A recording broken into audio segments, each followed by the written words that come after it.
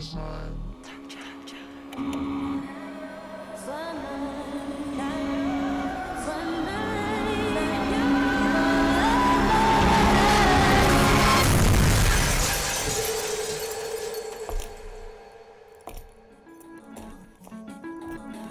ready? I've been ready. What are we waiting for?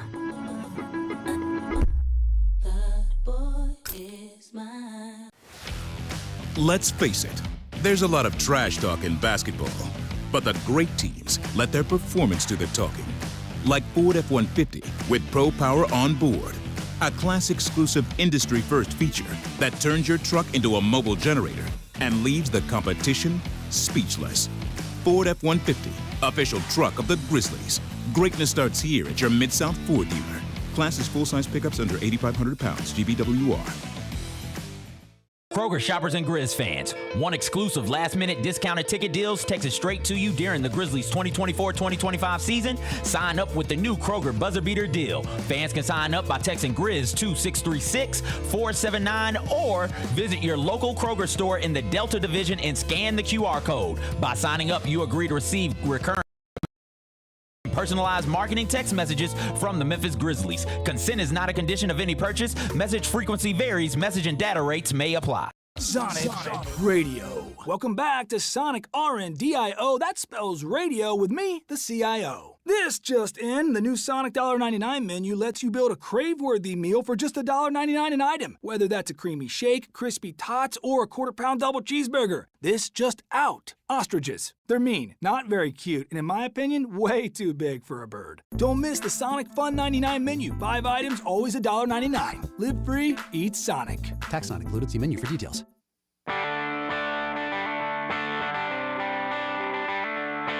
Live from the Built Ford Tough studio at FedEx Forum, it's the Gary Parrish Show, presented by Ortho South, on YouTube at Grind City Media and the official Grind City Media app. Now, here's your host, Gary Parrish.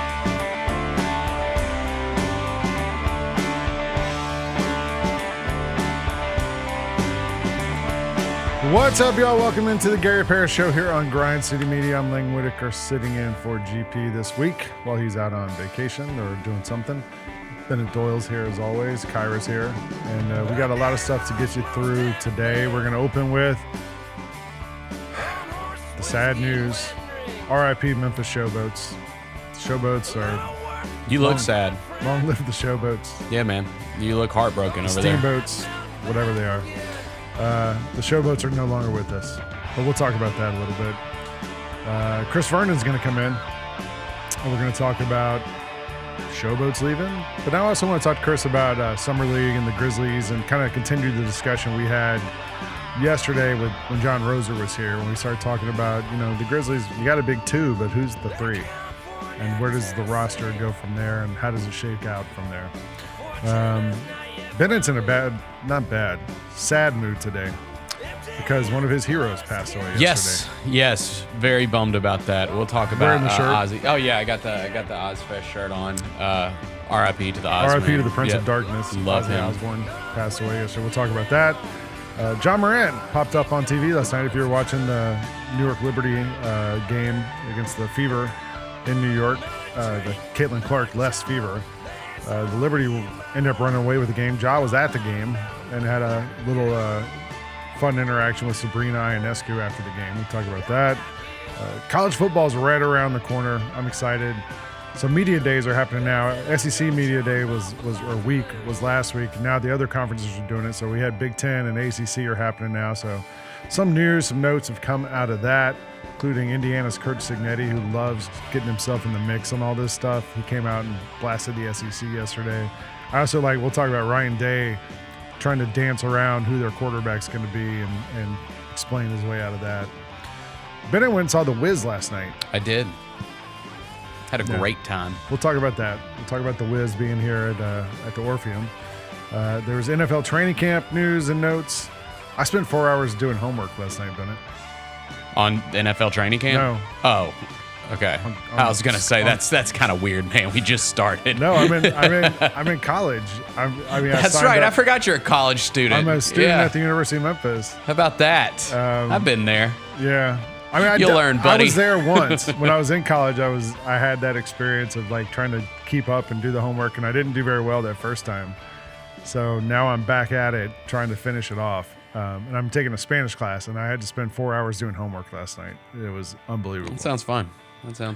Yeah, I'm getting there. Anyway, I guess the big news in Memphis going around this morning was that it was a tweet yesterday. It's still not really official, but there. Okay. Yes. There was a report that the Showboats are moving on. Yeah, we should probably clarify this. Basically, there was a tweet from James Larson.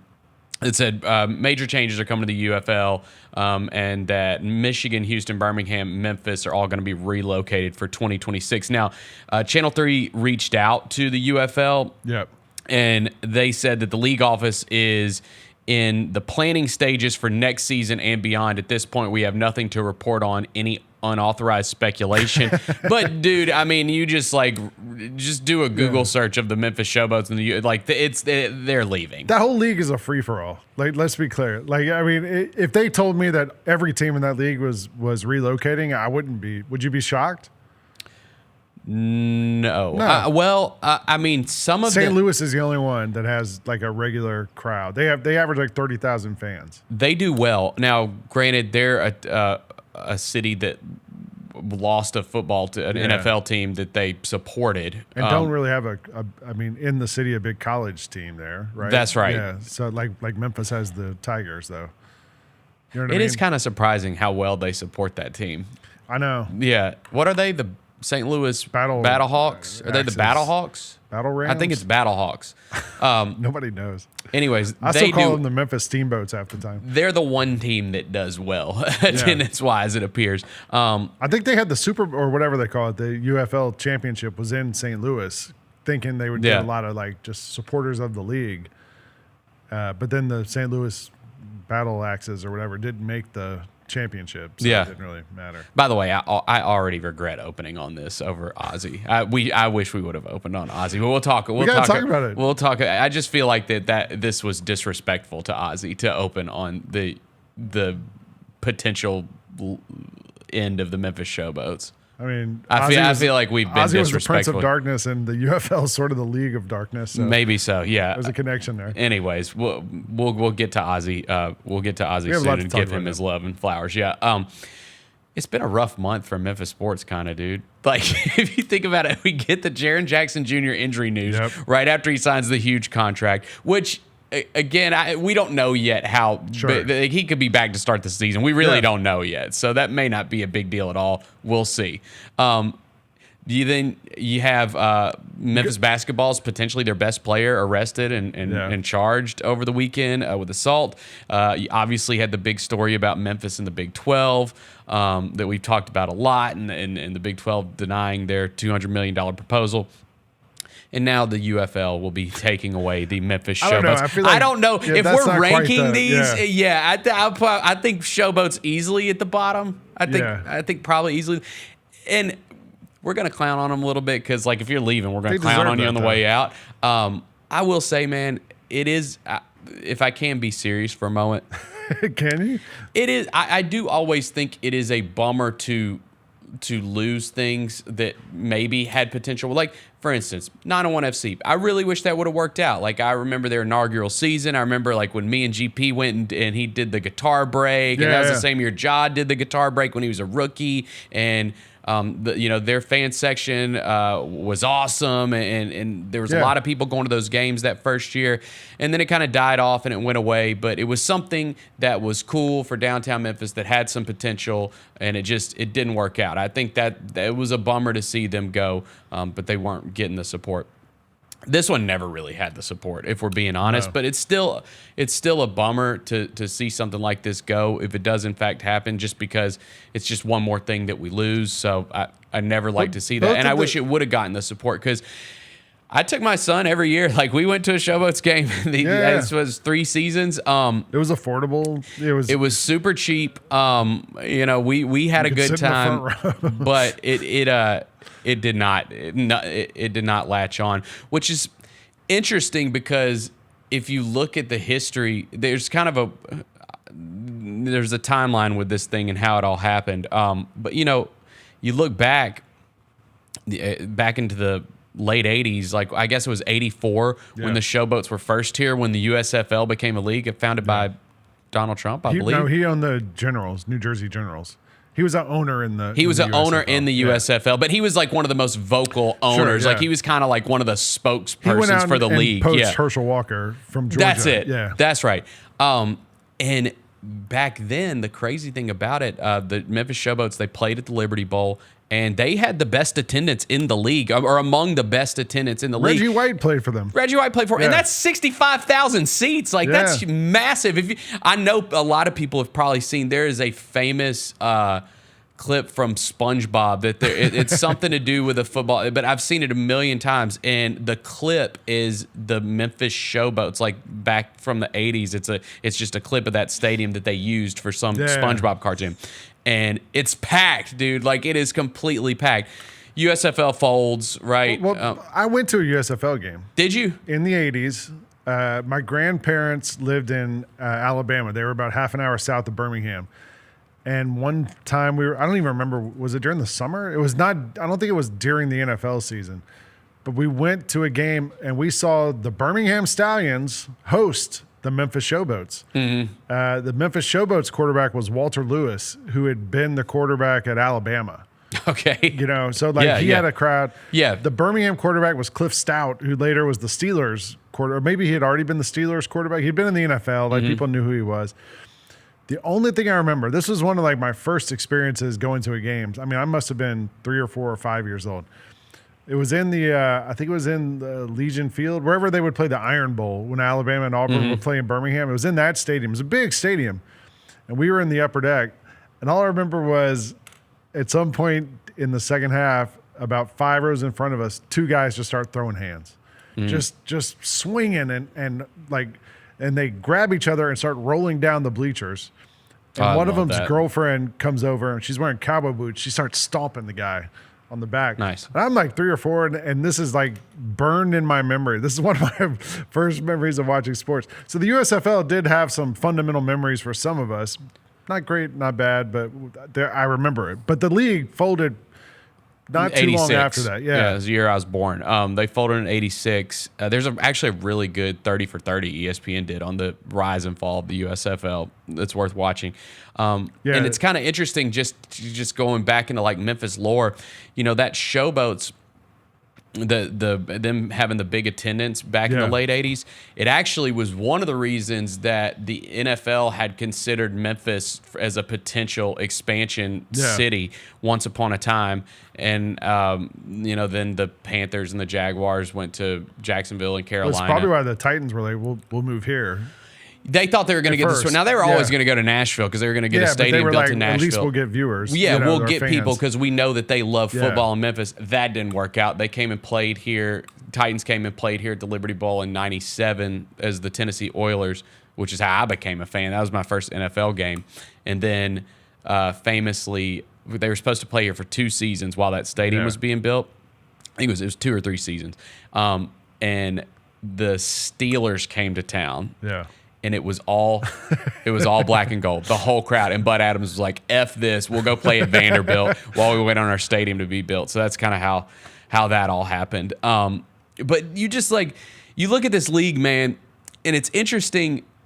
Kind of, first off, I think it's worth mentioning. Spring football has never really worked, right? That's the biggest thing is when his spring football. This is probably the most successful. I don't know. Outside of like the '80s when you talk about like the USFL, but you can't blame Memphis for this. I don't think you blame the UFL for this. I think you blame spring football for this.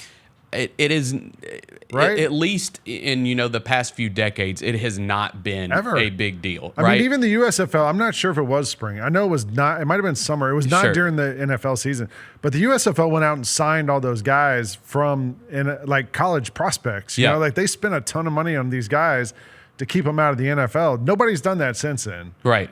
and it hasn't worked since then. Right. So in 2023, the USFL comes back, right? Yep. And the Showboats, it's announced they're coming back with a new brand. They're not the red and silver anymore. It's the blue and yellow Showboats.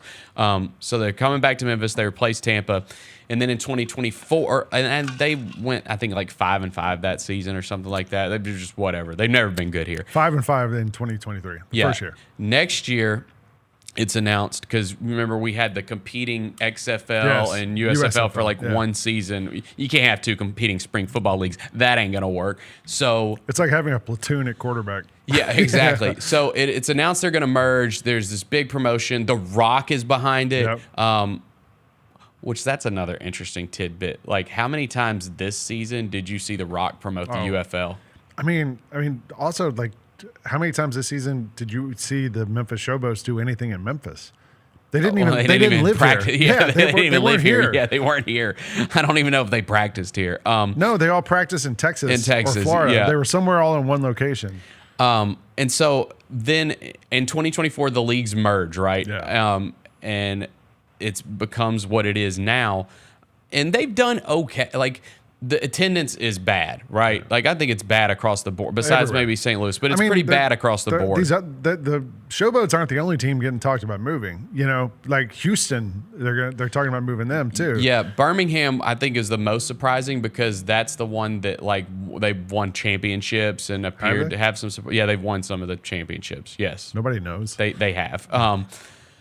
But, you know, I think, like, they wanted this thing to be a big TV product more than maybe you still have to sell tickets, right? Like, you can't survive without selling tickets. I think you can't survive without selling tickets. Because I think the TV part of it is where they thought we'll just make our money here. You know what I mean? Like, we'll cut a deal with ESPN, ABC, Fox. They had the games on.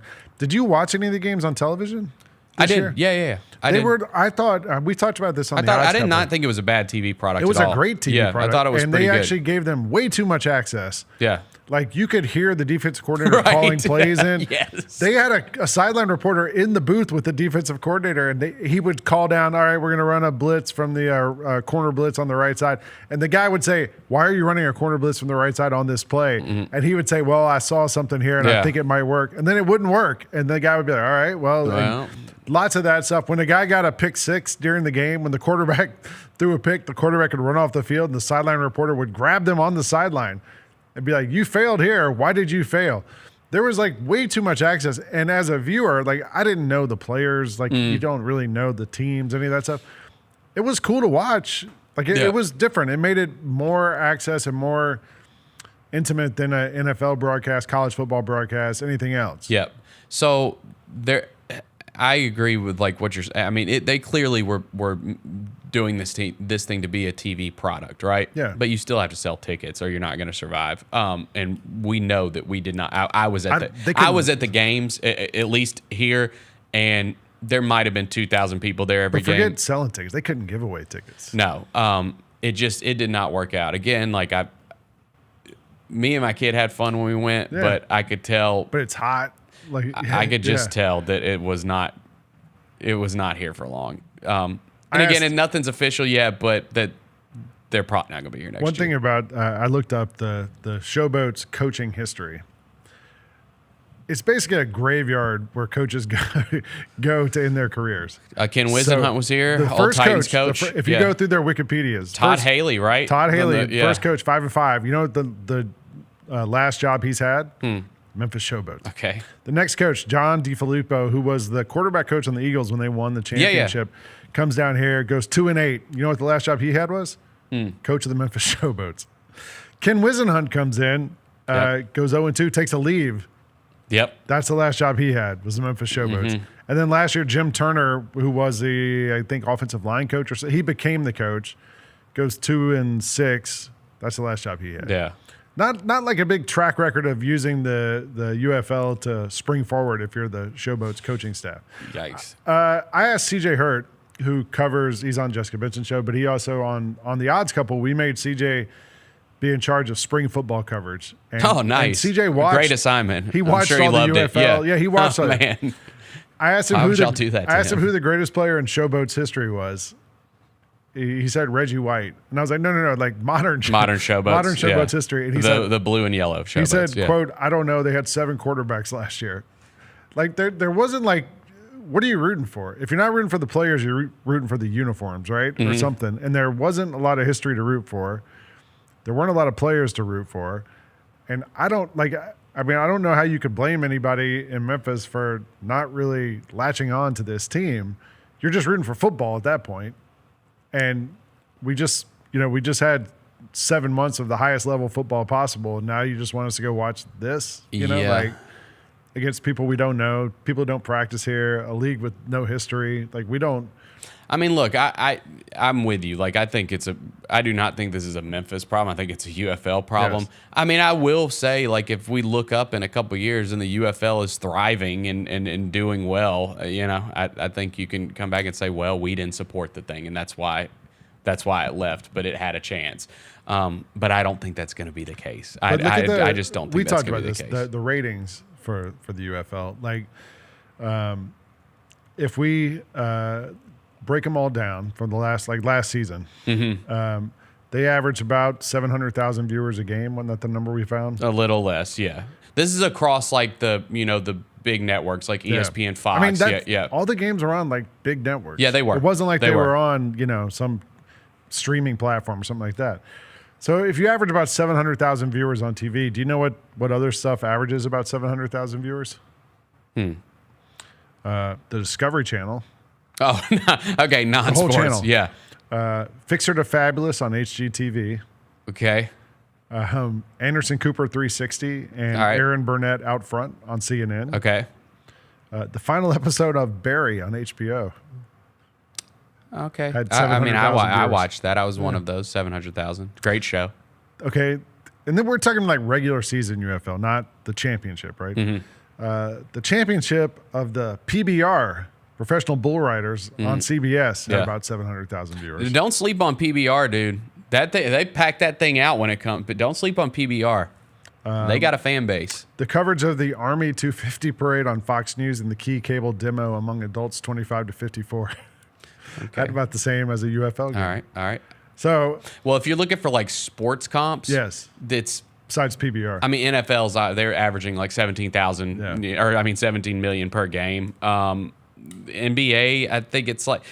So it's weird with NBA and Major League Baseball because you have the regional networks too. Yeah. So, but as far as just like the national TV, like NBA is about 1.5 million per game on like the big networks. MLB is kind of around this, like for Sunday Night Baseball, it's around 1 million. What about WNBA? On the big net, like when they're on ESPN, ABC, it's about 1 million, 1.2 million. MLS is low. I actually from the UFL MLS might be doing better than MLS. But MLS is on. I'm not sure. I don't know. Not in attendance. It's TV. It might be close. Aren't the MLS games on Apple TV, though? They're hard to find. They're hard to find. They're very Nobody hard to can find see now. it. Yep. Unless you have and you have to subscribe through Apple. It's not like if you have Apple, you can watch. Yeah, it's a tier. You have to like pay. That's right. Do you think we see another spring football league in Memphis again? No, I do not. No. You think this is it? Yes, because well, think about it. It's not just this one that hasn't worked out here. You had the AAF, and Johnny Manziel played for that one. True, Zach Mettenberger played there. That one folded after a season back in like the 2010s. When was that? No, that was after I was here, like 2018. 2019. 2019. Manziel sat courtside at a Grizzlies game back then. Yeah, so that one didn't work out, right? Yeah. And then he had like Johnny Manziel doing radio commercials talking about how bad his time was in Memphis. Yeah. Or he said, what was his famous commercial that played on the radio? It was like, it could be worse. You could be a backup quarterback in Memphis. And then you like going back, like the original XFL in 2001. Now that's a league issue, right? So is the AAF for that matter. These are league issues, UFL's right? A league. It's all league issues. I mean, this version of the Showboats, I believe, is the longest lasting spring football league we've ever had here. Yeah. Because the original one was 2 seasons. And this one lasted what, 4? You know, three seasons? I think the answer is going to have to be that for a spring football league to last and to work, it's going to have to be the NFL doing something. Like maybe the NFL launches a spring football league, and it's like, you know, the Saints have their spring team in Memphis. It's sort of like the G League, right? Like it's a chance to develop younger guys, play 4 or 5 games. Maybe not all 30 teams have a team, but 20 do. Well, you know what I think would make a killing. Because I don't think the NFL would do that because of injury risk. Like they would never do a spring. Yeah, but they're playing league. young guys. They don't, you know. But what if they did a flag football league? That's it. That'd be Because great, you got it's coming to the Olympics. Yeah. Like it's flag football is Injuries massive in could this be a country problem as there, far too, as people playing it. Like people love playing flag football. That could actually, if the NFL did a spring flag football league, I guarantee you it would rate better than the UFL. There's no question. But you know, if you put the but they're not team's gonna have logos, Patrick Mahomes play in the spring football league. no, but who's his backup? I don't know. It's not Carson anymore. It's not Carson Wentz anymore. No. yeah. But I'm saying if you had Carson Wentz like as the starting quarterback for the Kansas City Chiefs in their spring flag football league, throwing the ball to their rookie, second round draft pick, it would get huge ratings. Just would. Isn't that what the Pro Bowl essentially is now? Yeah, it's like games. Yeah. And I don't know. I mean, Pro Bowl probably got better ratings than the UFL. I would think close. Yeah. I would watch that. I would watch that. I would tell you. But I think if anything's going to work in a spring situation in the United States, it's got to have the NFL behind it. Because they'll also float the money for it to fail for a few years, and like they're not going to be scratching and clawing like these other leagues seem to be. I mean, again, we'll see where this goes. Like, again, maybe they're going to shake it up, and it's going to continue to ascend. Now, their ratings were down. It's worth pointing out their ratings were down this year compared to last year. Not by 100,000, by about 7 or 8 people, right? But again, worth noting. But I guess to put a bow on it, like. To me, it's a bummer because I enjoyed taking my kids to the games, but you went to totally get it. One game a year, pretty much. We went to one game a year. Yeah. Yep. We went to one game a year. Yeah. It wasn't enough to bring me back, multiple times a season. So I think it makes it a little worse because of all the news related to Memphis sports over the past month. But let's get flag football in the grand scheme of it. Let's just get a flag football or team. arena league. I'm good. That was fun. I'll pass on that too. Yeah, I'll pass on that. Let's take a break. We're going to come back. Chris Vernon is going to join us. Well, I talked to him about this. Talk about the Grizzlies a little bit too. You're watching the Gary Parrish Show here on Grind City Media. Did you know the Grizzlies were going to try to get up and get you? No, I have no clue. I thought the Grizzlies loved me when I worked out because it was like super fun and everything was, just natural. We were just having a conversation. It wasn't like said, what's your favorite color and, like all that stuff. What's your favorite color? It wasn't interview. First date type vibe. Yeah, it wasn't interview questions. It was just like, hey man, how you doing? Like, and it was just real easy to talk to him. It was real easy to talk to Coach Thomas. The Chris Vernon Show, live on weekdays at noon on YouTube at Grind City Media and the official Grind City Media app. Creed. By overwhelming demand, the Summer of '99 tour returns. July 27th, FedEx Forum. With very special guest, Daughtry. And Mammoth. Tickets on sale now at LiveNation.com. Don't miss Creed with Daughtry and Mammoth. The Summer of '99 tour. 1, 2, 3.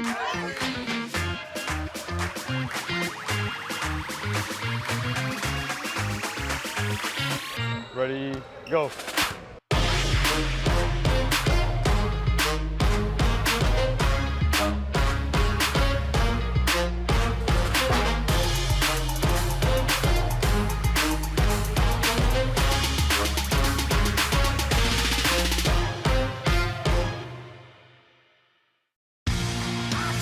Shinedown. Dance Kid Dance Tour. Live in Memphis. FedEx Forum, Saturday, August 30th. With special guests, Bush and Morgan Wade. Get tickets now at LiveNation.com. Shinedown, live in concert. For more, visit Shinedown.com. So let's start with the Daughtry, the graffiti New York versus New York. New York. That box is so. Yeah, that box is fresh. I'm actually happy to see a new box. Like, it's time. Box is fresh. The first and the second one with the same box. I see a Yeah. different box now. So yeah, And that's fresh. And the graffiti letter A looks cool. Yeah, they look That's cool. tight. I like that. The Sneak Fest Show, live Tuesdays at 2 p.m. on Grind City Media on X, YouTube, and the official Grind City Media mobile app.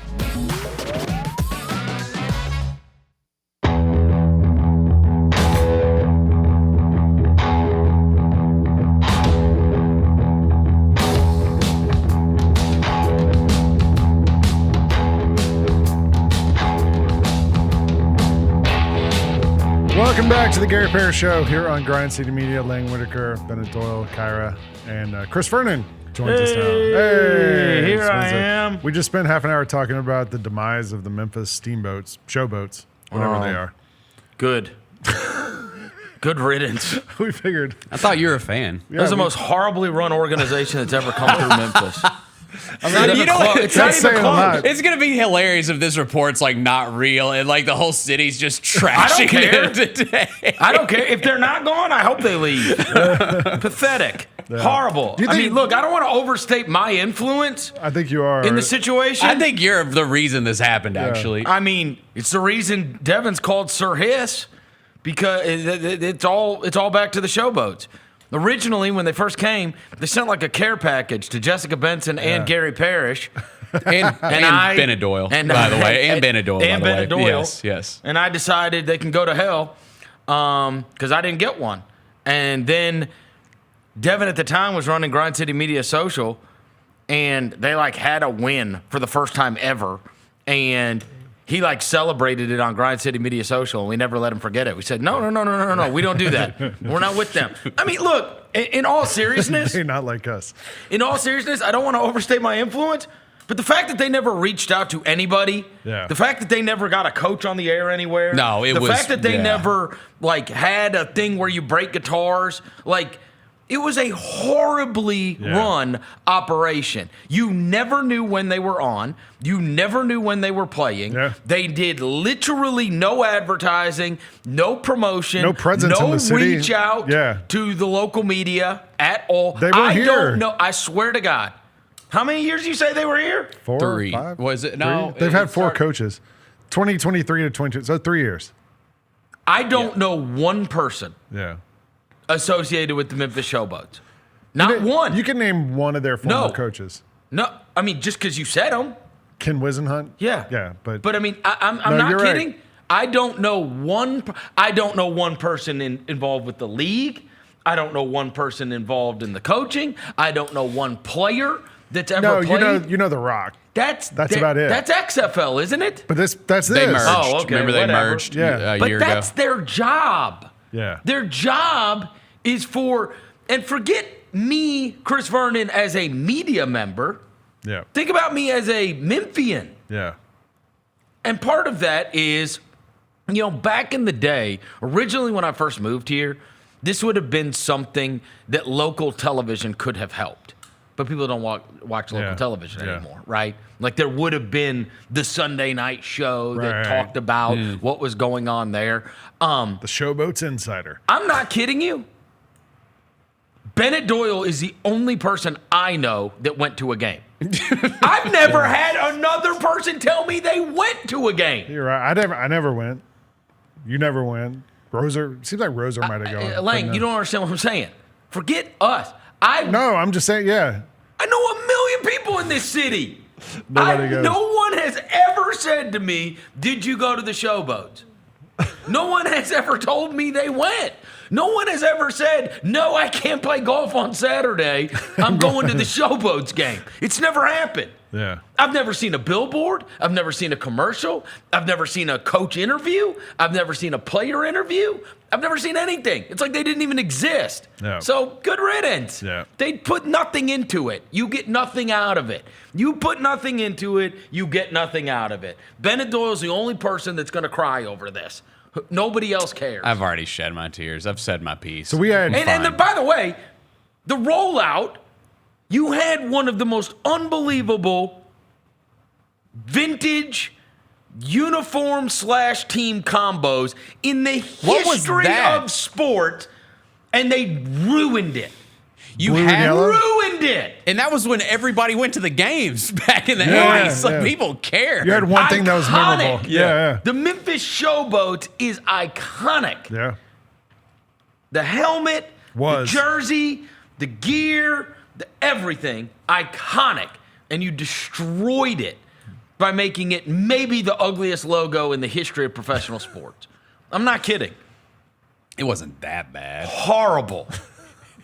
Horrible. What if the Showboats had sent Verno a welcome package when they got here? Are we having a different? Are they still here? Are we having a different conversation? I mean, it's possible. I don't know. I mean, you man. did wrong. They did wrong right off the bat. Honestly, like it wouldn't have changed 99% of what I just said, though. No, they didn't do anything. Do I think I could have helped their attendance? Yes, 100%. How about this? The day they didn't send me the care package, we do 10 things every Monday. I know. It gets light in the spring and summer. You're damn right it said does. I will never mention them. Never. I mean, that's a colossal mistake. It's a colossal error in judgment. Probably by some 22-year-old intern. And I never did.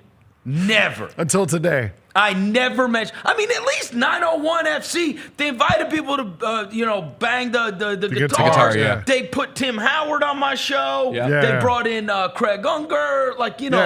They tried to get, they had people at the games. And they also, they rolled out their new Terminex jerseys. They had me, Roser, and Devin in the Terminex jersey, whatever. They did, they tried. They tried. They lived here. They had people here. They had a presence here. The Showboats had zero. For sure. The players all lived in Texas and flew in to and I'd play. meet people involved with the team, and obviously Tim was out there in front of it and whatever. I mean, they did a good job, at least like that. That's how you bring a team and get support. And they did. They did get good support for that. That first season, they had good crowds. Yep. Yeah, they did.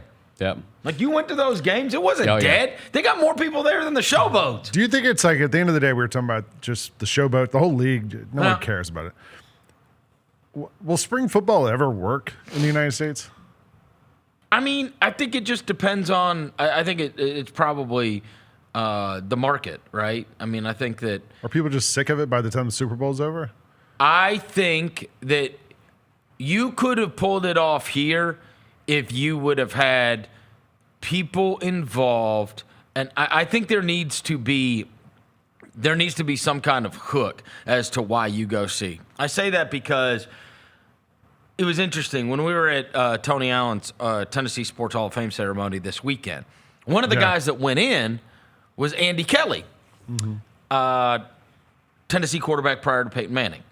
Andy was like an all-time great for the Nashville Cats. Yeah. AFL team, the Arena Football League.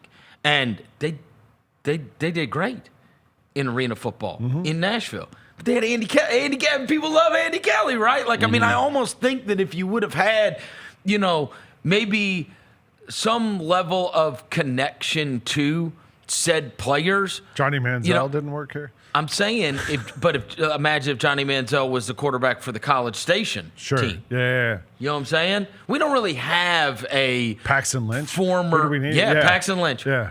Maybe that would have. Maybe that would have taken. But I do think I don't think it is necessarily a complete indictment of spring football. Are you ever going to be able to have? Look, it's always going to look pathetic in a 65,000 seat stadium. Yeah. If that's your bar, but could you draw for spring football with a great product? I think so. I mean, I think that you were here at the time. And I was here. It was when I first moved here. We had the Memphis Maniacs, and that was a league issue, there, right? Bro. That was huge. They had people there. That was Arena League, right? That was XFL. It was XFL. People went. And that was at the Liberty Bowl. Yep. Yeah. And it was a thing. It was definitely a thing. It was fun. Thing. I covered it for the media. Yeah.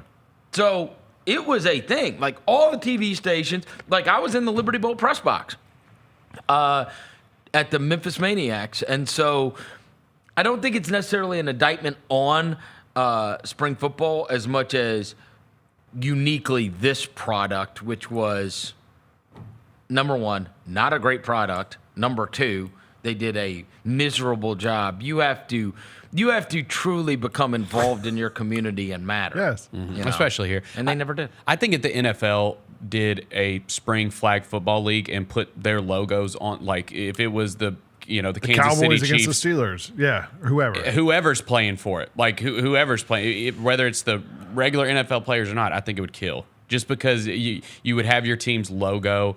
Flag football's becoming an Olympic sport. I think that would kill. That'd be good. We talked yesterday with Roser about, we were talking about Grizzlies. Bennett said you haven't been here since Summer League ended. We were talking about what takeaways, all that stuff. And then we started talking about the Grizzlies, and we started talking about Jalen Wells, G.G. Jackson, where they fit into the bigger scheme of things. And we started trying to list the Grizzlies in order of, who's the best players on this team? You have Ja, you have Jaren. Right.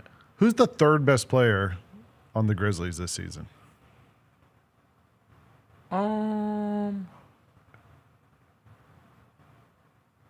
Obviously, it's a tough question. Very hopeful for Coward. But that's what I said. The third most accomplished is Ty Jerome. Yeah. Right now. Santi? He's KCP? Santi. KCP. I mean, I think I don't think you have a defined third best player as much as you do maybe a 6-way tie for third. You know what I'm saying? Yeah. And the point, but you want to have good players. That's good, right? Yeah. I mean, okay, we could do this.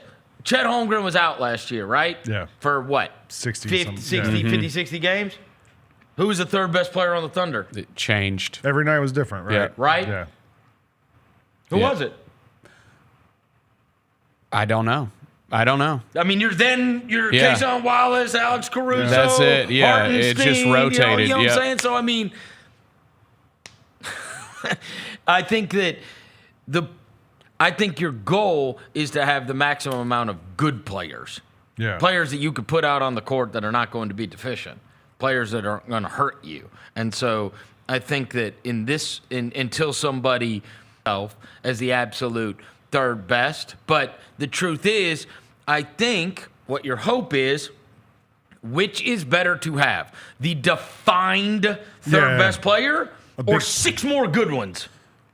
A big 3 or a big 2 you know what I mean? plus That's 6? what they had. Yeah. Because honestly, by the time we got to the playoffs, we had to start Scottie Pippen Jr. at small forward. We didn't have enough good players. Right. Yeah. You didn't have enough good players. Now you hope Cedric Howard is good, Jock Landale is good, Ty Jerome is good, Kentavious Caldwell-Pope is good. Now you have, between the 15 that you got on the roster, all you got to have is 8. You got to have 8. Yeah. And there might be a 6-way tie. It might be whoever you like the most. It might be Ty Jerome. It might be Cedric Howard. It might be Zach Edey. It might be Santi Aldama. It might be Brandon Clark. It might be. But the point is, you got 10 to choose from, and then we'll figure out the rest. Last year, you had 3, and then because you had 3, the small forward was the 30-whatever pick, 39th pick in the draft, and the center. I mean, those are the only 2 positions that have had to be filled on this roster. Yeah. And because you are in a situation then where all of them are going to be making max contracts, that's kind of the situation you're in. So in the absence of Desmond Bane, now you're looking at a roster that is if it is less top heavy, but it is much deeper. Yeah. Much deeper. It's a way deeper roster than last year's. We started Scottie Pippen Jr. at small forward. He started the season as a 2-way. They don't have a defined, so I just say, they don't have a defined third best player, but they've got 11 instead of 7.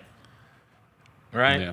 I didn't even mention Pippen Jr. You didn't mention G.G. Jackson either, and all of that. What do you think his ceiling is this year? What are our expectations? What should our expectations be? I don't know about G.G. Jackson's ceiling this year, because I still think he's a work in progress, and he's still younger than rookies on the team. I'm still insanely high. Like, I mean, when you watch the game in Utah that him and Ace Bailey played in, it was very, very clear that there were two guys that have a different level of talent / athleticism than the rest. And that was Bailey and that was Jackson. Now, you never know if these guys are going to reach whatever their possible ceiling is. Yeah. Maybe he does, maybe he doesn't. But in terms of potential, his is greater than everybody on the roster not named Jaren and Ja. I believe that. Yeah. If it all broke and he fulfilled, whatever the best version of G.G. Jackson is, and he grows up and he becomes that version, because he just has, he has a skill set and an athletic ability that the other ones just simply don't. There is a ceiling on a guy and I love Jalen Wells, but there's a ceiling on Jalen Wells that's like, in that Keegan Murray class. Yeah. That guys like that it's a different level, right? And it's the reason why G.G. Jackson, it's interesting. I do think the perception, I know that last year was a very down year for him, and he just never got on track. And then when he came back, it didn't work. You look back at last year, and you think about his rookie year, and then you think about last year, and you think about Reese Shea and Sar and Castle and all that group. He would have been the number one pick in that draft. I have no doubt in my mind. No doubt in my mind. Who would you take over him? He would be the number one pick in that draft. We'll see on Reese Shea. If he would have come out. I agree with that. I'm saying if he would have come out. I agree with that. If he would, let's just say he would have played for the G League. I saw him at the hustle. He's better than all those guys. G League Ignite for a season or whatever. Like Bozelis did. Yeah. Or right? Scoot Henderson. Or let's say he would have been great at, South Carolina his sophomore year, right? Yeah. Maybe he has another great season with South Carolina. Talent-wise, though, this guy's had 30-something against the Bucks. Dude, he scored 44 in that final game of the season his rookie year. Like, he put up like 5 or 6 games with 30-plus that rookie. And I know, again, somebody's got to score, but, like, come on, man. 30 points in an NBA is 30 points in an NBA game. And I'm one of those that always says, listen to the players. Listen to what the players are telling you. And ask John Morant, and you ask Jaren Jackson about G.G. Jackson. You ask anybody that's been on that team, and they will all tell you he's as talented as guys we've seen. Now, again, you might not put it all together, right? Sure. A lot of it has to do with what's in your chest and what's in between your ears. But talent-wise, I'm still all in. And, again, they've got to get him going downhill. They got to get him past. He's still got to figure out how to play basketball in a winning context and also figure out how to, fit in, right? But he's the only other player on the roster that I think has all-star potential outside of, Coward. Yeah. Right. Who we don't know. Yeah, we don't know yet, but you hope. Right. Cool. And Target guy told me he's going to be Michael Jordan. So let's go. That's all that matters. Let's go, Target guy. Right. All right, Chris Vernon, appreciate you stopping in. We're going to take a break. We're going to come back. We're going to get to the death of Bennett's hero, Ozzy Osbourne. You're watching Gary Parrish Show here on Grind City Media. What is the biggest Summer League accomplishment so far for this Grizzlies team? Tuomas Isolo filling out his coaching staff. The Ryan Saunders hiring was essential. It was big time. You have a veteran NBA voice there. Hey, Grizzlies fans, be sure to tune in to Grizzbeat, where the panel and I break down all things Grizzlies and take a look at the rest of the NBA as well. The show is live every Wednesday, 2 p.m. on YouTube at Grind City Media and the official Grind City Media app. Have you always dreamed of entertaining on the biggest stage in Memphis? The Claw Crew is looking for members to join their team for the 2025-2026 season. Claw Crew members are hardworking, high-energy entertainers who assist Grizzlies home games by hyping up the crowd and much more. Not only do they support the Grizzlies at home games, but also promote in Memphis and across the Mid-South. Open auditions are Saturday, August 9th at FedEx Forum. Visit grizzlies.com/auditions for more information and to register today. The First Ladies of FedEx Forum, the Grizz Girls, are no across the NBA for setting the standard for professional dance and entertainment, and they are looking for dancers to join their team for the 2025-2026 season. With the chance to gain professional dance experience, collaborate with national and local artists, and connect with the Memphis community, auditioning for the Grizz Girls is an opportunity you do not want to miss. Come show up and show out at Open Call Auditions. Visit grizzlies.com/auditions now for more information. Kroger shoppers and Grizz fans, one exclusive last-minute discounted ticket deals texted straight to you during the Grizzlies 2024-2025 season. Sign up with the new Kroger Buzzer Beater deal. Fans can sign up by texting Grizz to 636-479 or visit your local Kroger store in the Delta Division and scan the QR code. By signing up, you agree to receive recurring automated promotional and personalized marketing text messages from the Memphis Grizzlies. Consent is not a condition of any purchase. Message frequency varies. Message and data rates may apply. Catch us if you can at Southland Casino Hotel and win your share of up to $1.8 million in free play and prizes. Join us for drawings every Saturday in May, June, and July. Each month, over 900 winners will take home free play or drive off in a new car or motorcycle. Be there for all 6 grand finale drawings and try to catch us if you can, only at Southland Casino Hotel. Must be 21 up. Play responsibly. For help quitting, call 800-522-4700.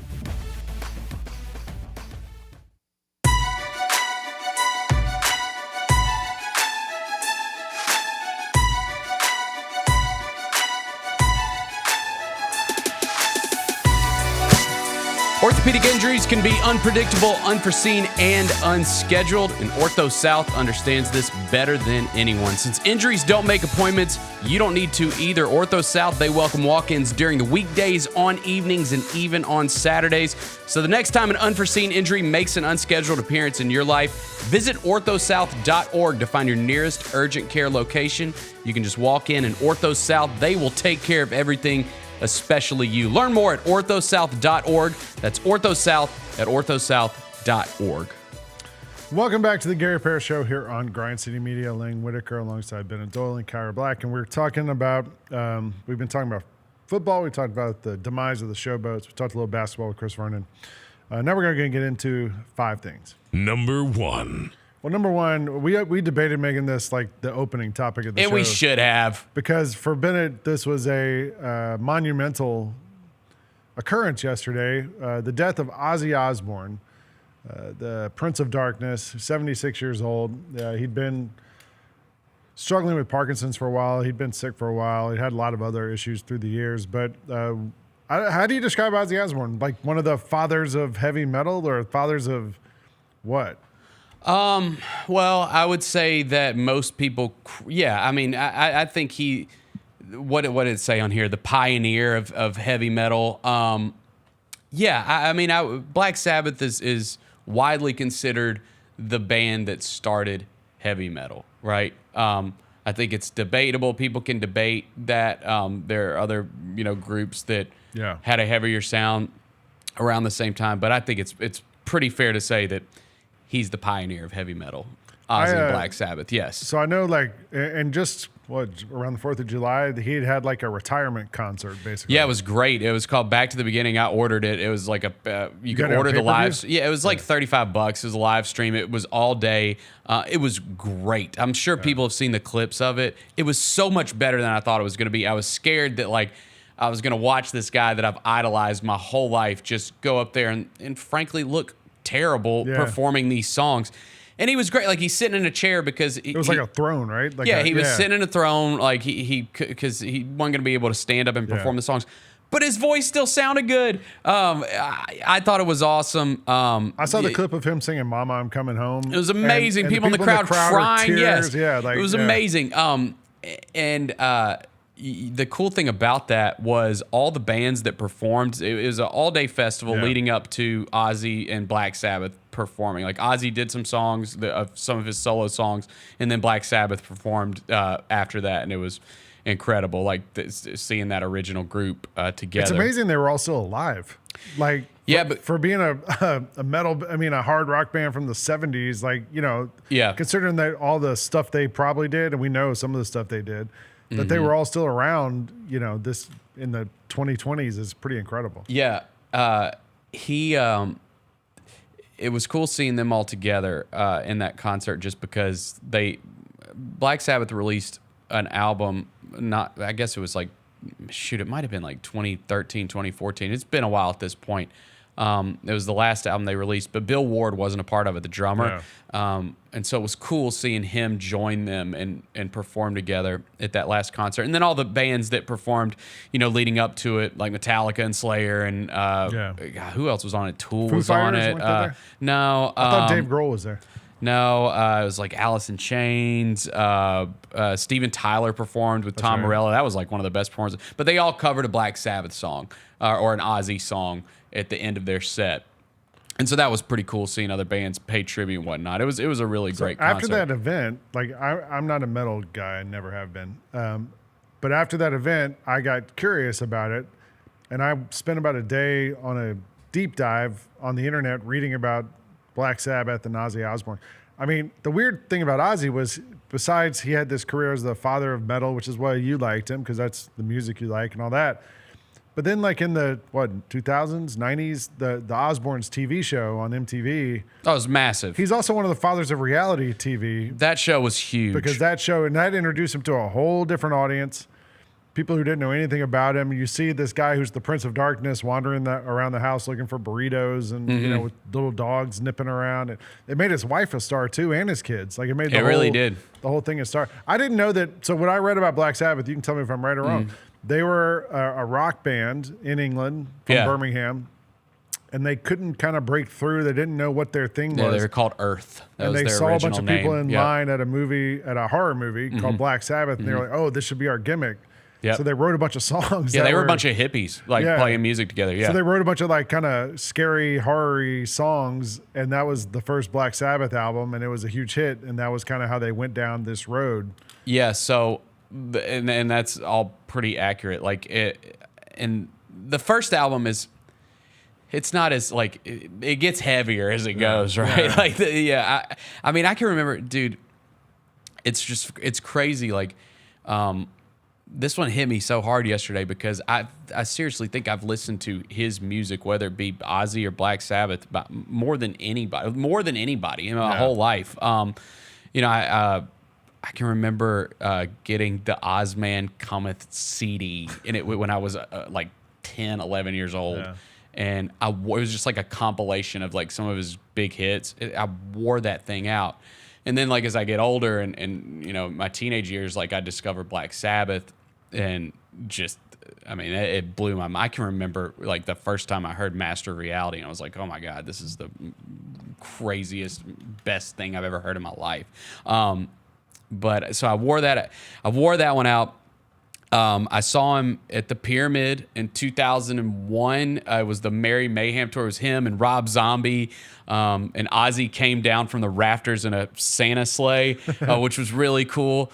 He got arrested here in the 80s. Yeah, he did. We might have the picture. I don't know if I've sent some stuff to Kyra. I don't know if I have it or not. Yeah, it's wearing a St. Louis Blues jersey. Yeah, and it's got the Shelby County Jail. Yeah, there it is. That's iconic. I mean, that is just iconic. A cool thing about that photo too.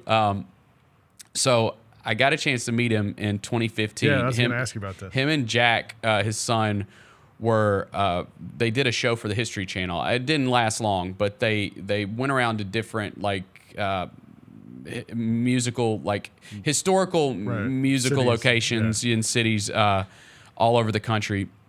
And they came here. I know they filmed at Sun Studios. I want to say they filmed at Stax. I'm sure they went to Graceland.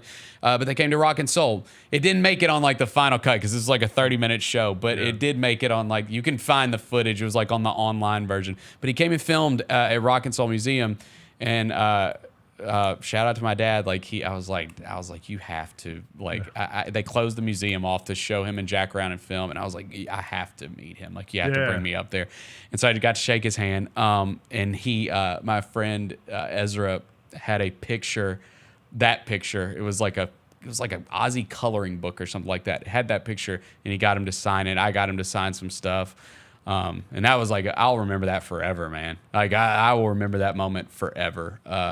Getting to meet him. Is the video online? Are you in the video that's online with Ozzy? No. I'm not in. Like in the background or something. Ezra might be because he was like he put like the he let him like put the Isaac Hayes watch on and stuff. It was cool seeing him. You know, he's obviously a big music historian. Ozzy was, and so it was cool seeing him get to see all these I saw different Memphis music memorabilia and stuff, and look at it all and take it out of the cases and hold it. I saw a clip stuff. online of him meting Paul McCartney for the first time. And back in like the 70s, maybe the early 80s. Yeah, it was like Paul McCartney was his hero, his musical hero, and he gives him a big hug.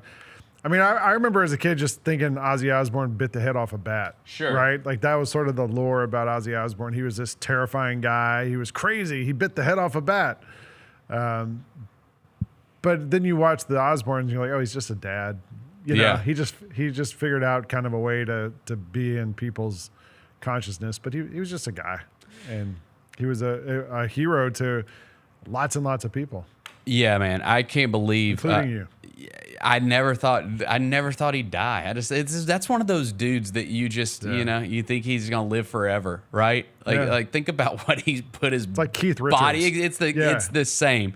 Like what he put himself through over the years. But man, if I would just obviously, I mean, I would recommend anyone if you care to dive into Black Sabbath albums, Ozzy's solo stuff. You know Randy what Rhoads, my biggest connection to Black Sabbath and Ozzy is as a Braves fan? Chipper Jones, his walk-up music was Crazy Train. Oh, yeah. And so every time when Chipper's coming up to bat, you hear the dun-dun, dun-dun, dun-dun. And like, so as a Braves fan, you hear that little 3 seconds, you're like, oh, it's Chipper. And Chipper never changed his walk-up music for 20 years. You know, like other guys change it week by week, whatever. That was his song for 20-something years. And he tweeted yesterday something about, I can't believe this is, to see Ozzy leave and da-da-da. So like, I think we all have connections. Well, you have connections with different artists in different ways or whatever. But I think Ozzy transcended that for a lot of people. It wasn't just somebody they liked. It was somebody they felt like they knew and was part of their lives. Dude, if you're looking for like a sports connection, you hear Crazy Train at every freaking game in the country, right? Everybody's heard that song, right? Yeah, man. It was a huge bummer to see that yesterday. Rest in peace to, I think, one of the music goats. Like, just a guy who has clearly gotten his flowers and gotten a ton of love over the years, like, especially later in life. But, I mean, I think he's, like... Was Ozzy I think he's one of the all-time greats. Was like, he for real. scary to you when you were a kid? Hell no. I remember... I'm looking at your T-shirt, and it's got, like, the devil and horns and crap on it, and, it's metal, and it's scary, and... Like, I mean, to me, Ozzy and Black Sabbath was a little intimidating, but I don't know. I just love it. Yeah. No, But you like horror movies too. It's like that's music your thing. to my ears, man. Yeah. That's his audience. All right, let's go to number 2. Yep. Number 2. I watched some of, like I said, I spent 4 hours doing homework last night because I'm in school again, and I was watching some WNBA action. On ESPN in the background, I was watching the Liberty and the Fever, who are without Caitlin Clark. It was sort of a close game. The Liberty ran away with it in the second half, especially the fourth quarter. But Ja Morant was at the game. And we saw some pictures after the game of Ja and Sabrina Ionescu exchanging shoes. Ja gave her a pair of the new Ja 3s, which aren't out yet, about to drop. Although some of the WNBA players wore them at the WNBA All-Star game last I saw week. that, Sonia Citron had on a pair. But Ja got a pair of those Sabrinas. You know what's funny is the Sabrina shoe was one of the most worn shoes in the NBA this season. It was like one of the top 5 worn shoes in the NBA this season. I can believe that, actually. That shoe, obviously, I mean, that's the most popular shoe in the WNBA, right? Probably. It's the most popular WNBA. And when I've like gone to the Nike store, that one's, you can't find your size in that in hers. No, right? I've never seen one on sale somewhere. Yeah, they're popular. It's probably the closest shoe to a Kobe now, like the low top, and it kind of has the same feel and cushioning. And NBA players love it. I know it's like one of the top 10 shoes that worn in the league this year. The Sabrina 3 just came out, and she's become, it might be the most popular women's signature shoe of all time. I can't think of somebody who has one that's been more popular. I know her teammate Breonna Stewart has a Puma signature shoe that's done well, but that might be the most popular women's signature shoe of all time. I know Caitlin Clark's got something coming out down the road. Asia Wilson her A1 just came out, but that's a pretty big shoe. Where does Ja rank right now among current NBA guys? Like, obviously, Kobe is, everyone still wears Kobe's, The right? one guy who comes to mind that wore his shoes, like who still wears the Ja 1s, is TJ McConnell. Yeah. I mean, he was wearing them in the finals. Like, TJ McConnell's worn them forever. Scottie Pippen Jr. wore them for a lot last season. Several guys wear them. I think the most popular shoe in NBA players, like among all the guys that non-signature shoe, is probably like the GT Cut or the GT Hustle. Like a ton of guys wear that around the league. No, I mean signature shoes. Like, I don't know. Like, I mean, who has signature shoes these days? Okay, Booker, Giannis, Luka LeBron, Doncic, a lot of guys wear Luka. that. Doesn't Tatum? Tatum has his own. He wears doesn't. a Jordan. He's like a Jordan guy. Maybe he has a PE, but not like his own shoe. I mean, maybe it's because I'm connected here, and so I follow it all. But I see more about the Ja threes than anything else. A lot of guys wear Hardens, and like nobody talks about Devin Booker's shoes like they do Ja shoes, no, right? definitely not. It's not even close. The Book ones are terrible, and they've had the Book ones out for like 2 years now, and they still haven't come out. We're on the third Jaws now. You know? Right. Like, it's crazy. So, but that was a cool little moment, and for sneakerheads like myself and the guys on Sneak Fest, it's something to keep an eye on. Number 3.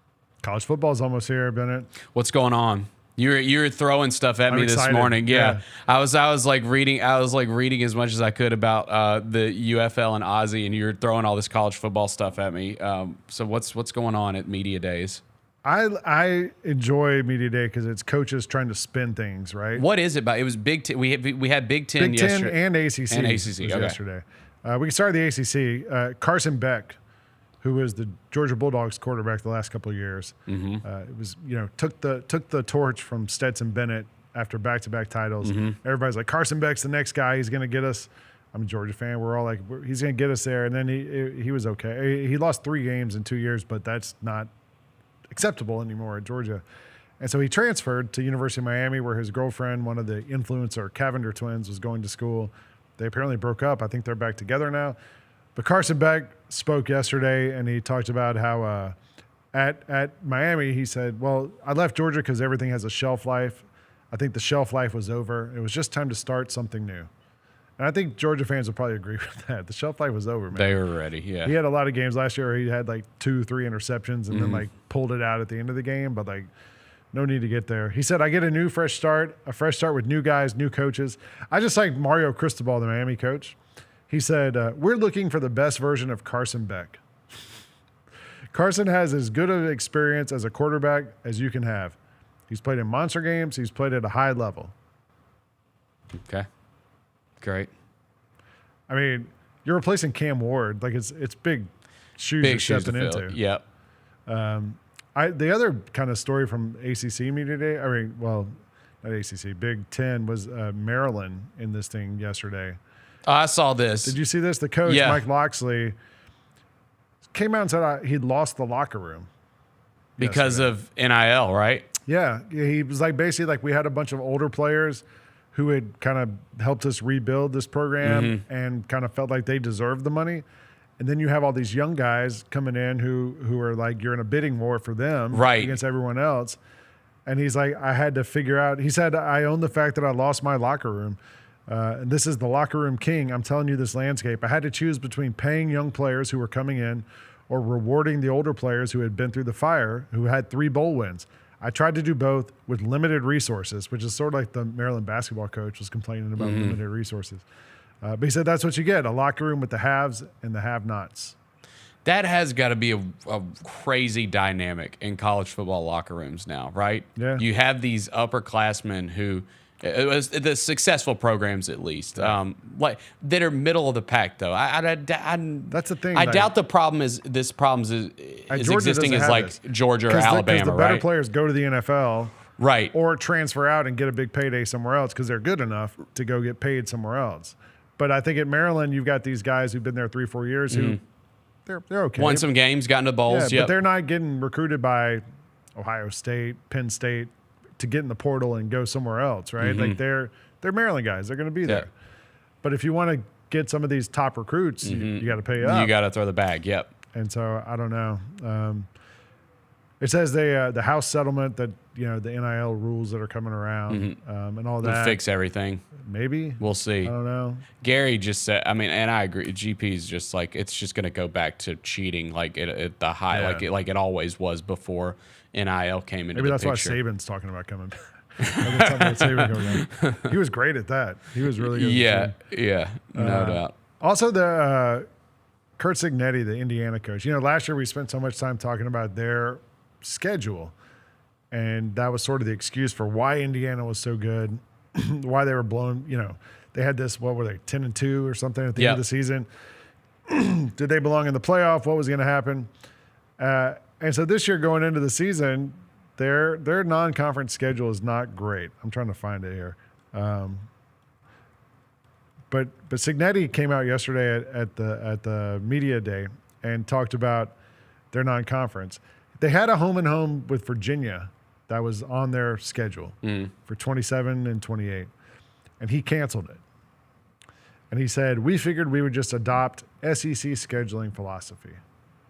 Some people don't like it. I'm more focused in on those 9 conference games. 9 is the coded language there, because the SEC plays 8 conference games, right? And there's all this talk about should they go to 9, should they go to 8. He's basically saying we got to play 9 conference games. We're going to play those 9 games. And then the other 3, we're just going to play 3 cupcakes. Yeah. Right. I don't know. I mean, I think in some ways if you look at the selection committee, like they just told us last year, like strength of schedule doesn't really matter. It's just your record. However many games you win, that's what matters. I would argue that they're playing these 4 cupcakes at the start of the season, but playing some of the bottom Big Ten teams is not much harder than some of those cupcake teams. And maybe you get a game against who? Northwestern. Who are the bottom teams in the Big Ten? I mean, it used to be Indiana.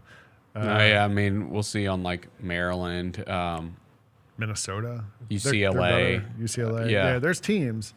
And I think if you're in the SEC, you're playing, who are the bad teams? Mississippi State and Vanderbilt. But everyone else is, and even Vanderbilt beat Alabama last year. Like everyone else is good. Kentucky maybe. Everyone else, though, is like in that they could win.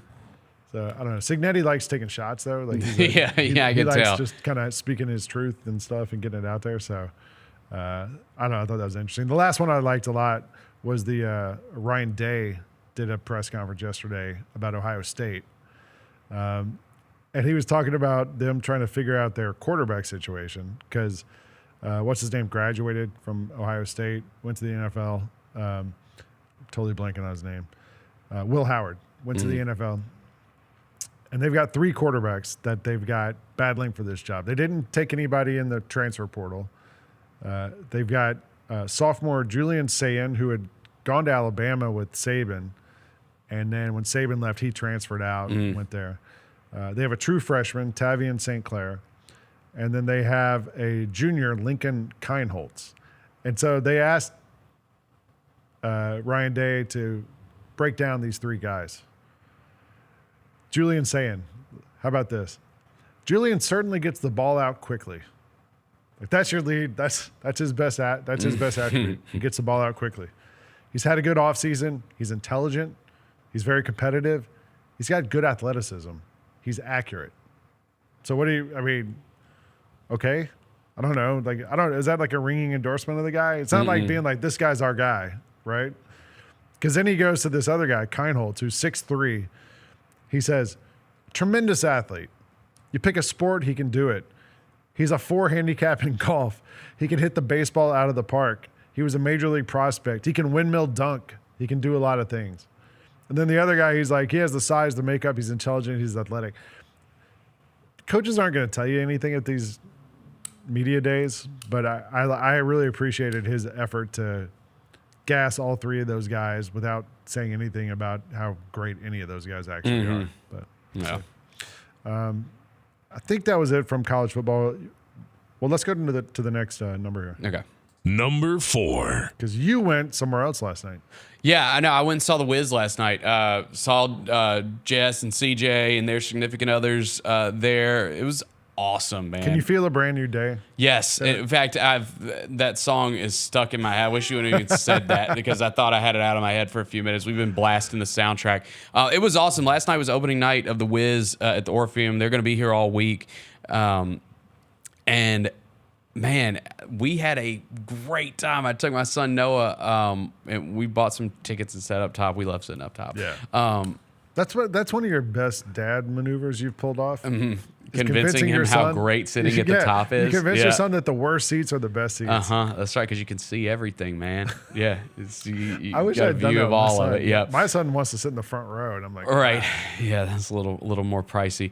No, we had a great time. The show was great. It's a great cast, great music. I used to watch The Wiz, the movie, so much as a kid because I was obsessed with Michael Jackson. Yeah. And so I used to watch The Wiz. And Nipsey Russell? Wasn't he the Scarecrow? Yeah. Yeah, he was the Scarecrow, which I don't know the guy that plays the Scarecrow in this show is great. I thought he was probably my favorite.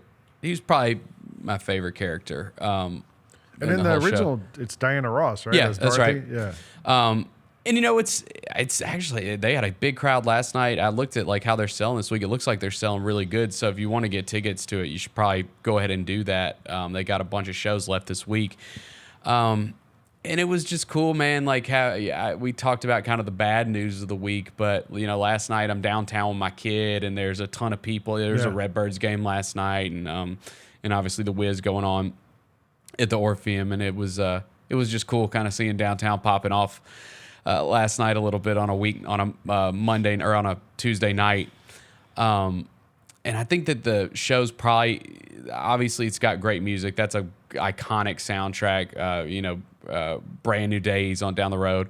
But I think it's also just getting buzzed because Wizard of Oz is huge right now, right? Like you talked about how it's playing at the Sphere and everybody wants to go see it at the Sphere, and Wicked Part 2 comes out this year, so I think there's just like a bunch of a love for that story right now, and so I think it probably helps. The Wiz, the movie, actually just got a Criterion Collection release, so it was like one of their big releases this year. So yeah, man, it was great. I highly recommend it to everybody. If you're looking for something fun to do in town this week, you should definitely go check out The Wiz at the Orpheum. It was really, really good. And every time I go to the Orpheum, we probably go once a year. Yeah. And every time I go, I'm like, why don't I go to more shows here? I mean, it's always fun. The Orpheum's an iconic building here. It looks cool. The acoustics are amazing. Yeah, go check it out. Go check out The Wiz. I saw Dave Chappelle there one time. That was Did cool. you? Yeah. I think great. GP was at that too. All right. Well, yeah, go see The Wiz. Yep. Number 5. We talked about college football training camps coming around. There was some news out of the Titans training camp yesterday in the NFL. Your guy, Cam Ward's going to get the majority of the reps with the ones, which shocker. We knew that was coming. My favorite story that I read, there's still the Trey Hendrickson stuff with the Bengals. He apparently drove to Florida yesterday. Well, did you see that he said that he was willing to take a little bit less? No.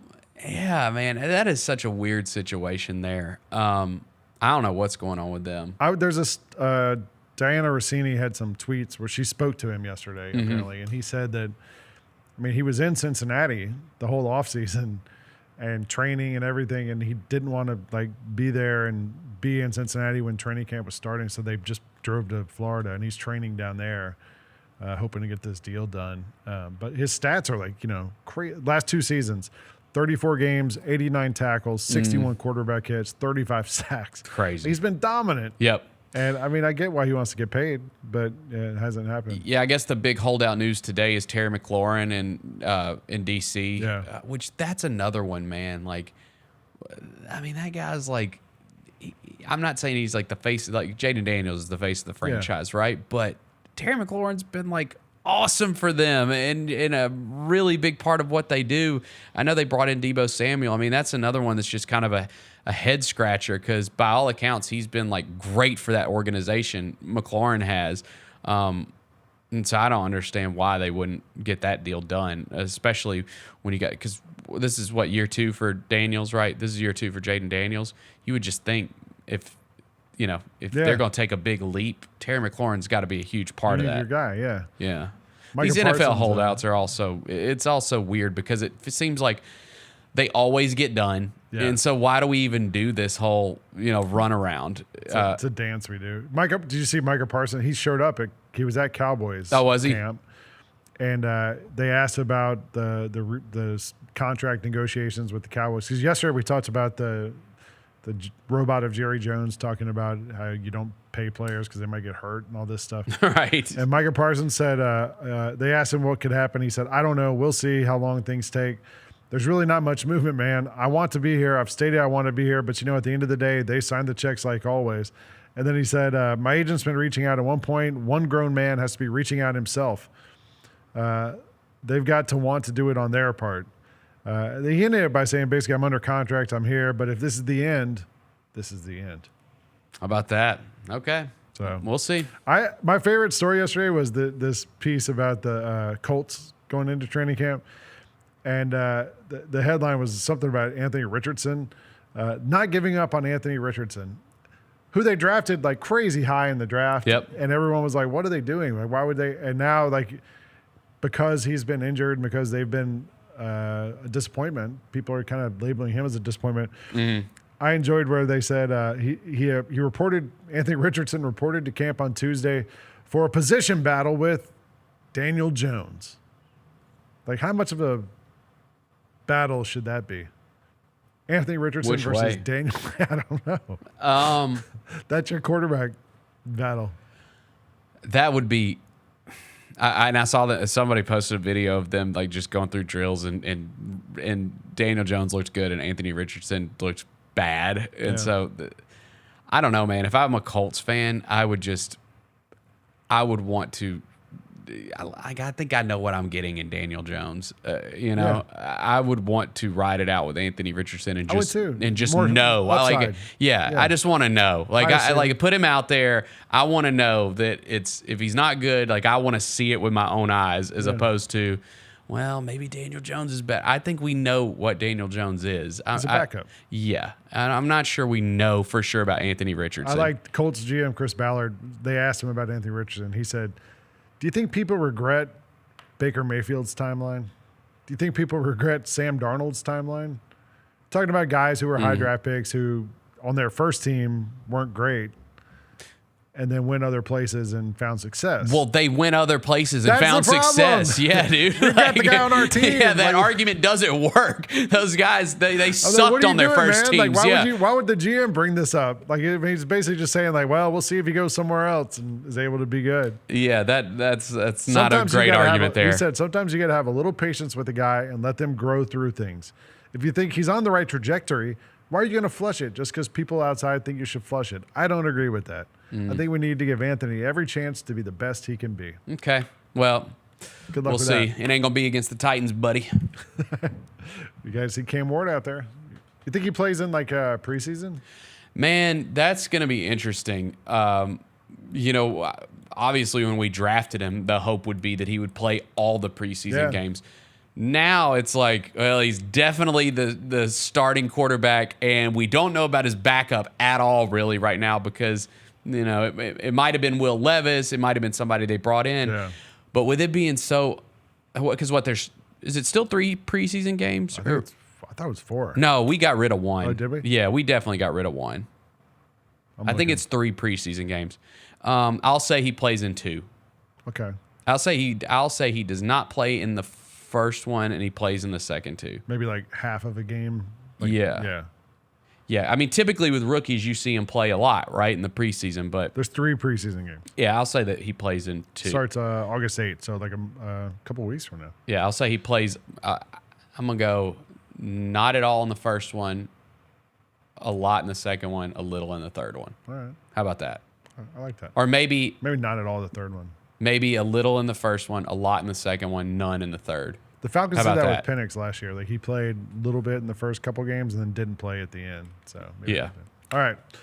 Let's take one more break. You're watching the Gary Parrish Show. We're going to get you with the GP's carryout in a second. Appreciate you. We'll be right back here on Grind City Media. There are futures for Aaron Judge possibly hitting 400. Hitting 400 at the All-Star break plus 600. Oh, wow. To have a 400 batting average in the regular season, plus 3,800. To win the Triple Crown is only plus 145. I don't think he's going to hit 400 for the season. I don't either. I that would be ridiculous. Yes, ridiculous. The Odds Couple, live at 2 p.m. on YouTube at Grind City Media and the official Grind City Media app. Creed. By overwhelming demand, the Summer of '99 tour returns. July 27th, FedEx Forum. With very special guest, Daughtry. And Mammoth. Tickets on sale now at livenation.com. Don't miss Creed with Daughtry and Mammoth. The Summer of '99 tour. 1, 2, 3.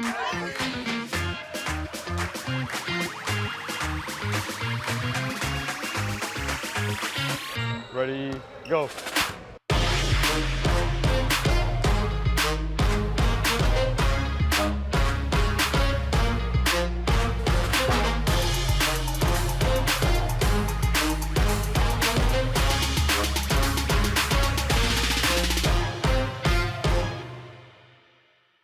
Coach Thorpe, to his credit, also taught me, like, just simplify your game. Like, it doesn't have to be difficult. You don't have to do all the up and under stuff. Like, he always talks about getting to the second box. My biggest thing is just do what I can to make the right play. It doesn't, if it ends up in a shot, it does. If it ends up in a pass to an assist, it does. Shooting 72% is credit to, I guess the work I put in and my coach is helping me. The Chris Vernon Show, live on weekdays at noon on YouTube at Grind City Media and the official Grind City Media app. Shinedown. Dance Kid Dance Tour. Live in Memphis. FedEx Forum, Saturday, August 30th. With special guests, Bush and Morgan Wade. Get tickets now at livenation.com. Shinedown, live in concert.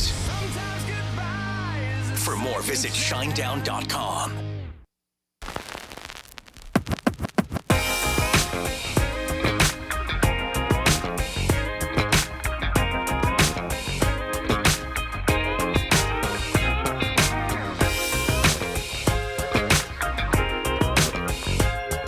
Welcome back to the Gary Parrish Show here on Grind City Media. Lang Whitaker sitting in for GP all week alongside Bennett and Kyra.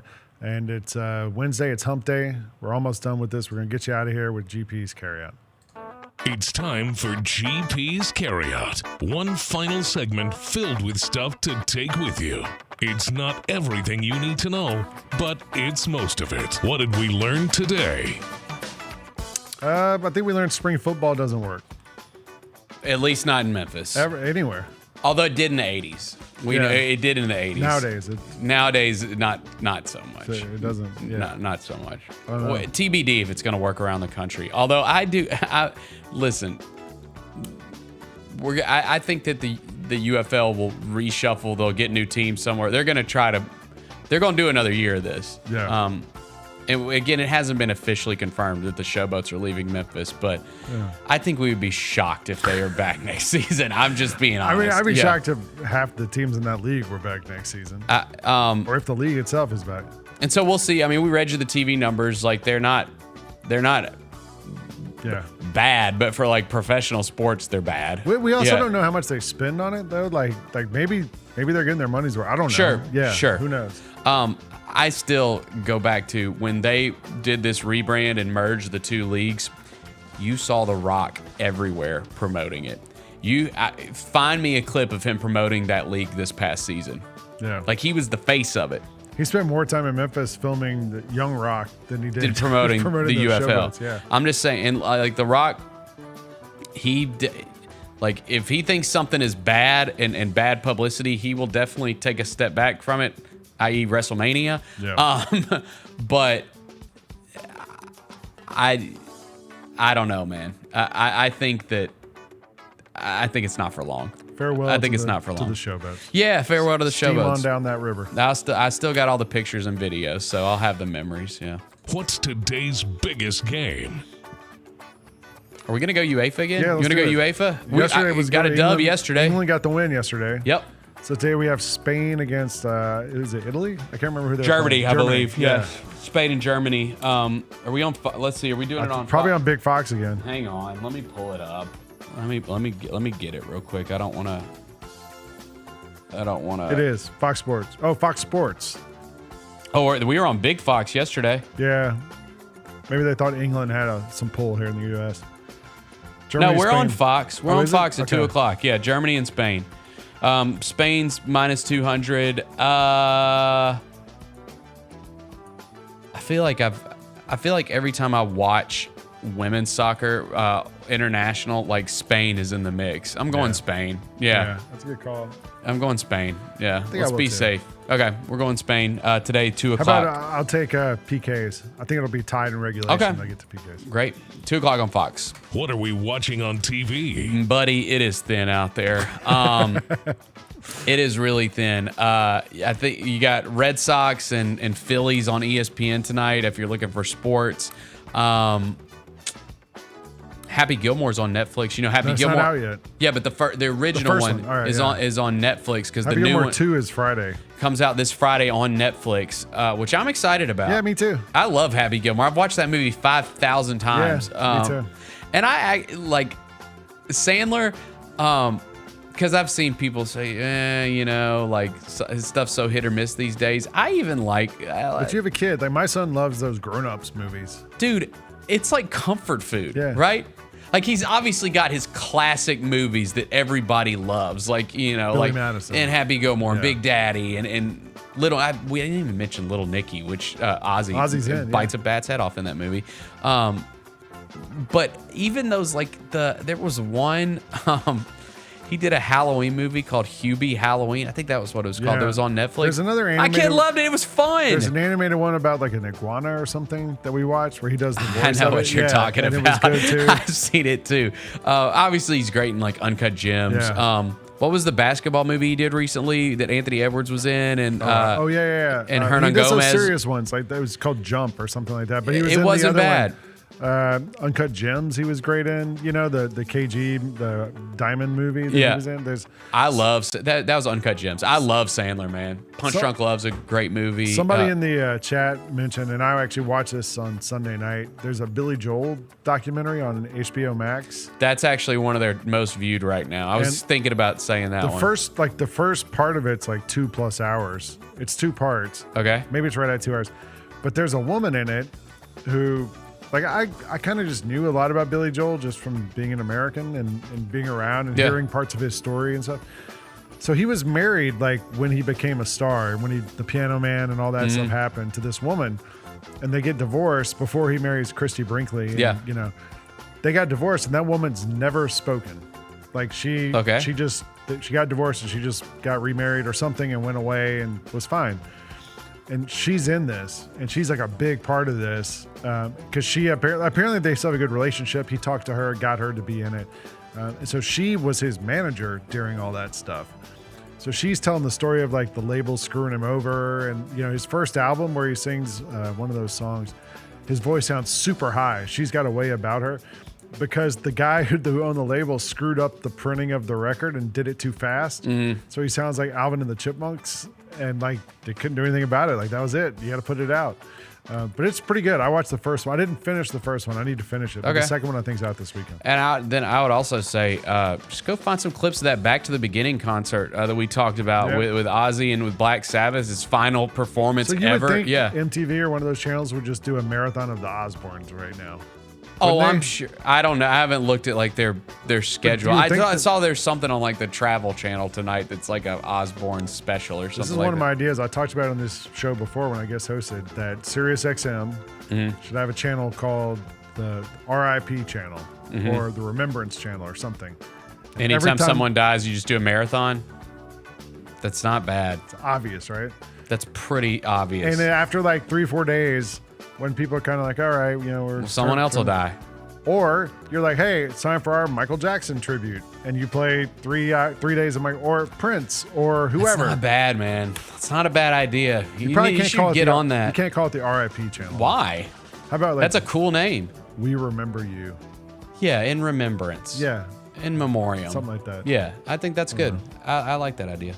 What's the best thing we've read? This is not the best thing I read, but it was sad, and I read it a lot this morning. There's all these stories today about Bruce Willis. Did you see this? That apparently like he's declined even more, and he is unable to walk according to the things. He can't speak, read, or walk according to one of the reports.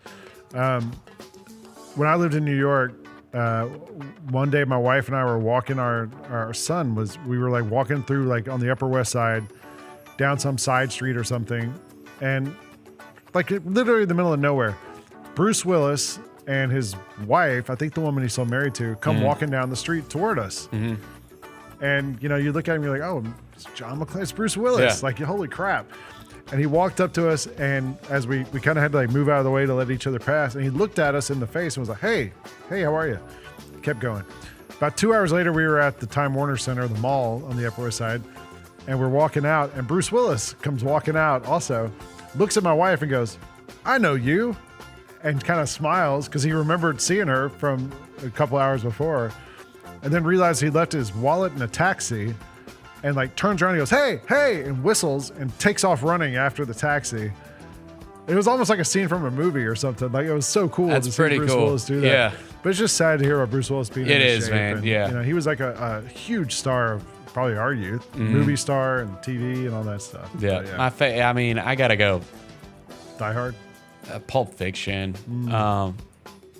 Do you remember Moonlighting, the TV show? Yeah.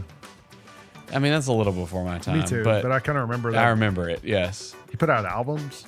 Did he really? Yes. Okay. The Seagrams commercials, remember he sang on them? I don't remember. He had like albums that were like, he had a song that was like a top 40 hit. A cover of Respect Yourself. Okay. Anyway. Right on. What's on tap for tomorrow? Is that open-ended? Like, I don't know. Yeah, we'll find out. Is that a metaphor? I don't know. We've had stories breaking every day. We'll have something to talk about when we get in here tomorrow. We'll figure something out. Yeah. I'll be on tap tomorrow. Benny will be on tap tomorrow. I'll be here. We'll figure out something to talk about tomorrow. But that's today's show. So appreciate you guys joining us and tapping in, and we will see you here tomorrow. You hang on for 20-something minutes. Chris Vernon and Rosa and all them will be in here for the Chris Vernon Show. So for Bennett, for Kyra, I'm Lang. We'll see you here tomorrow. Appreciate you watching. We'll see you on Grind City Media.